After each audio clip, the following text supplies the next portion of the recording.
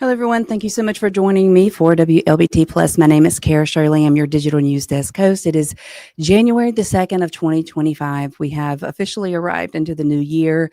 And unfortunately for us here in our area, as well as over in New Orleans, the 2025 has started off sadly, a very deadly 2025, deadly New Year's Eve, New Year's Day, early morning hours.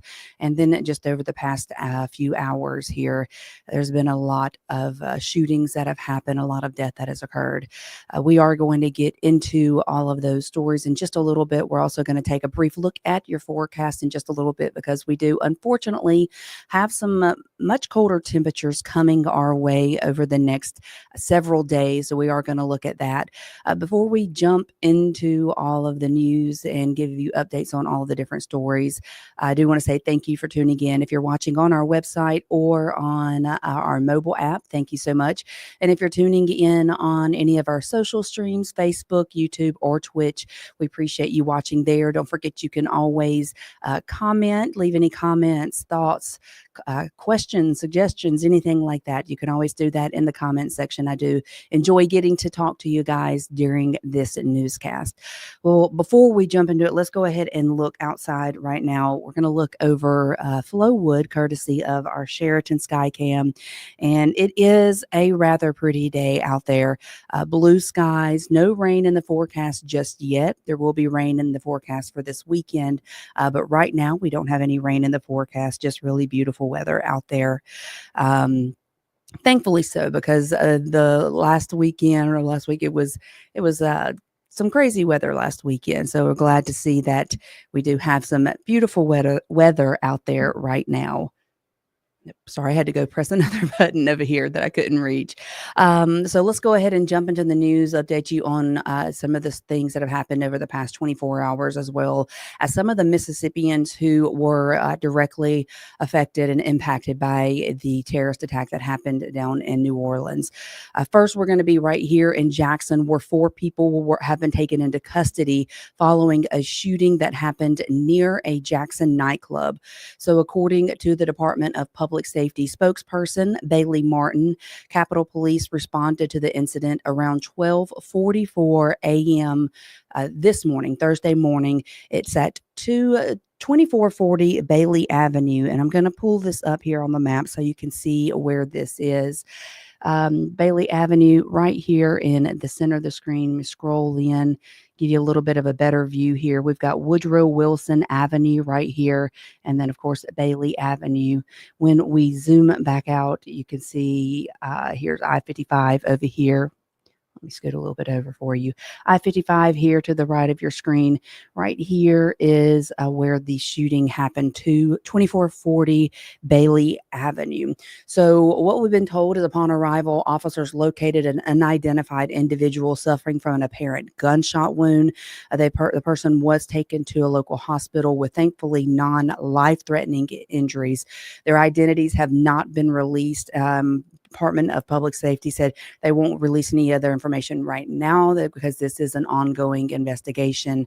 But if and when we do get more updates on this, we will definitely pass that information along to you. Then we move now to Adams County, where murder suspects were arrested over there in Vicksburg. So officials in Adams County say suspects were arrested in a shooting where 1 person was killed and 5 other people were hurt. This is scenes from that arrest being made that night. So Sheriff Travis Patton says they were arrested at the Roadway Inn in Vicksburg yesterday evening. The initial incident happened on New Year's Eve on Finger Lane, which is off of Lower Woodville Road, south of Natchez. Adams County Coroner James Lee told the Natchez Democrat that 24-year-old Kenyon King of Natchez did die from multiple gunshot wounds. Charges are pending in this case, and when we get more information, we'll pass it along to you. And then staying in Adams County, there was another deadly shooting that police are currently investigating. So this happened on Dumas Drive in Natchez. Chief Kyle Green says that one person was killed, another person was always hurt or was also hurt. Adams County Coroner James Lee identified the deceased victim as 21-year-old Jalen Griffin. Police are investigating this incident as well. And then in State Line, Mississippi, 3 people were killed at a shooting at a gas station. It's at the Mississippi and Alabama state line. And police have now released video of the suspect in the shooting. Here he is on your screen. You can see a masked man as he went into this convenience store. So this happened in Greene County, the little town of State Line. The sheriff's office says that man, let me restart this so you can see it again. This man is responsible for shooting the victims. Investigators say that he went inside, he shot the clerk and customer. Another person was killed outside of the store. And Chief Deputy Brian Warwick says they've already executed a search warrant at one house, and they are working on getting another. Family members of one of the victims are now grieving her loss. Rhonda was a dedicated person. She worked night and day for this gas company. She spent a lot of holidays with this company and not with her family. She was a good person. I don't understand why this tragedy had to happen to her, but I hope that she has justice for her and Mr. Campbell and the other guy that was involved as well. She was well known. She was well known in the community. She was a very giving and loving person. So a stolen car was recovered 4 miles down the road on Highway 42. The suspect was not there, though. And in Walthall County, a county deputy with Walthall County is now has been arrested after an investigation says that he was driving drunk in a patrol car on New Year's Eve. And we have a picture here of the patrol car for you. You can see the damage caused to the sheriff's department vehicle. Deputy Ronald Brown is now being charged with DUI and driving in more than one lane. The sheriff's department says the wreck happened along Fordsville Road near the Dexter community around 1 o'clock in the morning. He will be placed on leave during this investigation, and the Highway Patrol is handling this case. Mississippi Highway Patrol is also searching for a suspect after a fatal hit and run that involved a pedestrian, and they are requesting the help of the public. So this happened Monday around midnight on a Highway 82 West near Leland in Washington County. Mississippi Highway Patrol is searching for possibly a black car with recent damage to the front passenger side. And if you do have any information on this, you are asked to call Mississippi Highway Patrol Troop D at the number here on your screen, which is 662-477-1953. Again, this is a hit and run that happened on Highway 82 West in near Leland. Then we have in Holmes County, 2 people were killed in a shootout that happened on Highway 17. Sheriff Willie March said it happened at the Shell gas station on Highway 17. The victims have been identified as Brian Grigsby Jr. and Demarion Sly. A third victim was released from the hospital after being grazed by a bullet, and deputies are looking for a suspect. If you have any information, please contact the Holmes County Sheriff's Department. And unfortunately, a lot of the crimes that we have been witnessing in our area, especially here lately with the carjackings that happened over the weekend, and just multiple crimes in our area, is been a surge in teen violence. It have been teens who have been the suspects or the criminals in these cases. Has a lot of residents concerned. So some community members that we spoke with here at 3 on Your Side say that it's devastating and it's disappointing that so many young people are choosing to sadly throw their life away. So if you take a look at your screen here, this is Anthony Campbell and Timothy White. Actually, let me get this video bigger for you. Here you go. This is Anthony Campbell and Timothy White. They have organizations that are designed to steer youth, hopefully in the right direction. And when it comes to the recent crimes that have been involving youth, police say one incident involves teens shooting at teens or trying to rob a pastor. Another involves a teen hitting a police car with a stolen vehicle. And that's video from that. This is video from that scene right there. This happened on Tuesday. Well, White and Campbell are now working to try to help reverse this trend of youth violence. Everybody got to be hands-on. The churches got to be hands-on. The mayor got to be hands-on. The governor got to be hands-on. This is a hands-on situation. That's why we call it youth outreach, because we're reaching out to everybody. I always say, if you don't know yourself, you hate yourself. Everything that looks like you and act like you hate as well. So the reason why I'm doing this and staying focused is because my job is to make sure that when I meet young people, I can teach them how to love themselves instead of hating themselves and hating their community. That's my main purpose. We replace hate with love. So far this week, 2 teenagers have been arrested for auto thefts. Warrants have been issued for 4 others.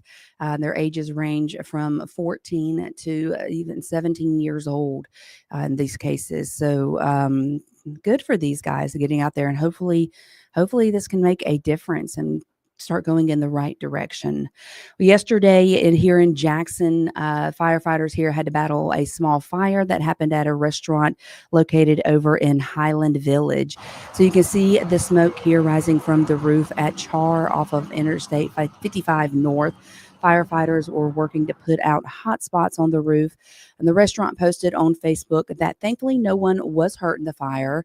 Char says that the small fire started in the kitchen. There are no updates on when it will be open or if it will open today, but we'll keep you updated on the latest. Just keep it tuned in to our website. And if you are going to be running for public office here in the Jackson area, qualification time begins today for the municipal elections for Jackson and actually across other in other cities across the metro. So today is the first day that you can go officiate your candidacy in the race for mayor, should you choose to run for mayor. Currently, our current mayor, Lumumba, says that he does plan on seeking re-election. Then also Ward 4 Councilman Brian Grizel did announce that he will seek second term. Most Jackson City Council members have also stated that they plan to run for a new term. The qualifying process for elections will run until 5 p.m. at the month's end. And I told you earlier, we are expecting some freezing temperatures over the next few days in our area. Of course, at 2:30 today, our First Alert weather team will be here to give you a more in-depth look at the forecast. I know we have a possibility of some severe storms coming through our area this weekend, but then those absolutely freezing temperatures are going to be happening next week. And because those are on the way, homeless shelters are opening their doors to help keep everyone safe. So shelters like Stew Pot and the Opportunity Center hosted those in search of a warm bed overnight last night because it was really cold last night. And they're going to be leaving their doors open tomorrow and all of next week. The group wishes to help as many people as they can, but they do say that back-to-back days of overnight stays means that the resources that they do have there will go quickly. While the shelter's food pantry is well stocked after the holidays, they are in need of some other items. When you have an influx of people, you have an influx in the needs of toiletries, cleaning products, particularly. And this is something that I think some people don't give any consideration to. Cold and flu season, we want to clean like we clean our homes to make sure that we're in a congregate environment that everyone feels comfortable in. So we try to sanitize our spaces so our cleaning products dwindle quickly. Items like soap, they dwindle quickly. Coffee. And also adds that additional donations of warm clothing such as scarves, earmuffs, and hot hands are vital. Hot hands, those little things, you break them open and they produce warmth for about 8 hours, I think. So if you'd like to volunteer over the next several days, donate a hot meal or any items, you can visit their website or call their main number. Of course, that is stand with Stew Pot and the Opportunity Center. So if you have extra and you can donate it, please do, to help keep those who maybe don't have as much as others safe and hopefully warm over the next few days, next few nights as this colder weather moves through. Before we look at your forecast real quick, and then before we go and take a look at the Mississippians that were directly impacted by the terror attacks in New Orleans, let's first hear from our sponsors at Jackson Water. Time for a neighborly tip from Jackson Water. Is it okay to pour fats, oils, and greases down the drain if I run hot water? No! What if I run the garbage disposal? No! How about if I use dish soap at the same time? No! Instead, hang on to a few containers to store and toss old cooking fat and grease once you're done. Jackson Water. Water for all the time. And again, thank you so much to Jackson Water for sponsoring WLBT Plus. We do appreciate them. Let's look at our forecast real quick. We look at the current temperatures outside. We are sitting in the mid 50s here, just about everywhere across our area. Some areas like Natchez, trying to get to 60 degrees. They're at 59 right now. This is pretty much what the forecast or forecast for the rest of the day is going to look like. If we look at our current radar, there is no clouds in the sky. There's no rain in our area right now. Rain is expected over the weekend, but right now we are sitting pretty outside. And then if we look over the next 12 hours, you can see we're going to drop down into the 30s overnight, but there will be clear, beautiful skies for that.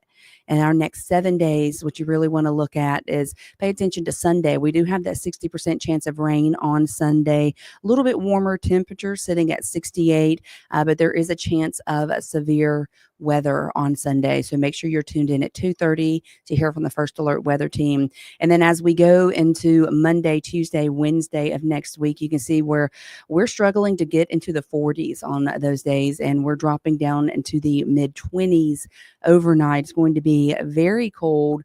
You definitely want to make sure you are here at 2:30 to hear from the First Alert Weather Team so they can give you a more precise breakdown of the forecast and let you know exactly how you can best prepare for it. So let's now turn to New Orleans, and I'm sure I echo the sentiments of everyone watching, or echo the thoughts of everyone watching, that our thoughts and prayers are with the people of New Orleans and the people who were either there visiting as a tourist on New Year's Eve, or that were just there on Bourbon Street and had to witness or was affected by the terrorist attack that happened. It was a incredibly sad news to wake up to on New Year's Day, to hear that 35 people have been injured at this point. 15 people, which it does include the perpetrator, 15 people have died at this point. And 2 of the people who have passed away, we know for a fact, are Mississippians. So the first one is a teenager who was killed in the terrorist attack that happened on Bourbon Street. And I will get her pulled up here on your screen for you. Well, I don't have her picture. I apologize. Her name is Nikaria Cheyenne Dedeaux of Gulfport. Let me pull this up for you guys. I apologize. Here you go. So the first one who we know passed away, 18-year-old Nikaria Cheyenne Dedeaux of Gulfport. She was killed during that. Her mother says that she wasn't supposed to be there. She wasn't supposed to be in New Orleans, that she went over there for a night with her 18-year-old cousin and friend and ended up losing her life in this domestic terror attack. Then Governor Tate Reeves identified a second Mississippian rather, who was killed in the attack. This is him on your screen. His name is Matthew Tendorio. He was shot and killed in this attack.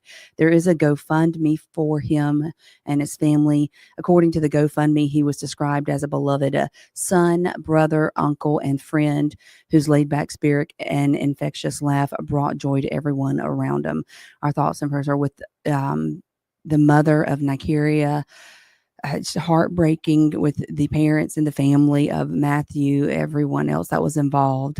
And then we have also learned today that there was an Ole Miss student who is part of those that were critically injured during the attack. In a statement from the University of Mississippi, Chancellor Glenn Boyce This was released this morning. Boyce wrote that he was deeply saddened to learn that one of our own students was critically injured in the violent attack in downtown New Orleans. So the identity of the student has not yet been released or been named, but we do know that they are receiving medical care. And then there was also a Mississippi state senator who was there in New Orleans, and he is expressing relief that he and his family are safe. So DeSoto County Senator Michael McClendon and his family traveled to New Orleans earlier this week for the Billy Strings concert. They didn't go to Bourbon Street, but their hotel was located just a block from the crime scene. They told us that they heard the aftermath, but had no idea what was happening. The first responders, they were everywhere last night. When we came in, I mean, it was a lot of people, but you didn't go corner to corner without seeing first responders. And those folks, I mean, hats off to them, the job that these people have, and then go down Bourbon Street and see the carnage that they have to see. It's a tragedy. McClendon did describe the scene as a city, as a mix of people in disbelief, confusion, and anger. And there was a Crystal Springs couple who are saying they're lucky to be alive after surviving the terrorist attacks that happened there. So early Wednesday morning, here they are on your screen. Jacob and Jessica Wilson said they were walking on Bourbon Street when they noticed the truck heading straight for them. Jacob said that the truck had to be going 100 miles an hour when it came through, that a lot of people were on the ground already. You could tell that they were deceased. So the truck crashed about 30 feet away from Jacob and Jessica. Before though, it actually hit Jacob. He says it ran over his ankle. Jacob went on to say, I don't know if he was aiming for the officers where he crashed, but when he hit, all of the officers spread it out, and all of a sudden we looked over and there was rapid gunfire. Jessica expressed on social media that said, God saved us. The driver crashed right next to us. He had explosives in his truck that did not go off, and we are blessed to be here. Jacob and Jessica were there visiting in New Orleans for their 6th wedding anniversary. They said it has been a tradition for them to go there for their anniversary. Thankfully, though, they are alive. Jacob saying that he believes his ankle is, it was just a sprain, that is not badly injured, but he did have his ankle hurt in that. Thankfully, they did make it. So as the time goes on, as investigation continues, as more people are announced as far as who were among the injured or the deceased, we could find out that there are more people here in Mississippi who have been impacted by this terrorist attack that happened. And our thoughts and prayers are with all of them, not only the ones in Mississippi, but the ones in Louisiana, everywhere that this happened, or that people were there for this celebration of a new year and had experienced this situation, had this happen to them. Our thoughts and prayers are with them all. And, it's going to be one of those things. We have to just wait and see how this investigation of all of this plays out. They're saying that the man who is responsible for this, that they do believe that he had acted alone in this, that there are no other suspects. They're saying that the people of New Orleans and visitors of New Orleans, because they had to postpone the Sugar Bowl that will be happening today at 3:00, I believe. But they're saying that it is safe, that there is nobody else that they are suspected to be in connection with the perpetrator of these crimes. So we are going to continue to follow all of the stories here. We're going to continue to bring you all of the breaking news here at WLBT. Make sure you download our news app so that you can get those breaking news notifications as they come through. And we'll follow this, and we'll continue to keep you informed. I will be back tomorrow at 1:00. I hope you all have a very safe and a very happy Thursday, rather. I apologize. Happy Thursday. And we will see you tomorrow at 1:00.